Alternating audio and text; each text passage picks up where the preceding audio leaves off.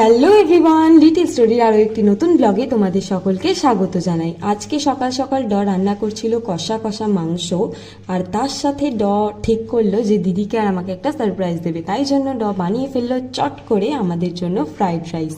এই রকম ঘরের চাল দিয়ে, মানে ঘরে যে ভাত রান্না হয় সেই ভাত দিয়েই আমায় আর দিদিকে মাঝে মাঝেই ফ্রাইড রাইস রান্না করে দেয়। এইরকম হঠাৎ হঠাৎ করে প্ল্যান করে মাঝে মাঝেই দিদিকে আর আমাকে পুরো চমকে দেয়। মাঝে মাঝেই এরকম আমাদের সারপ্রাইজ দেয়, সেটা খাওয়া দিয়েই হোক বা কিছু কেনাকাটা দিয়েই হোক।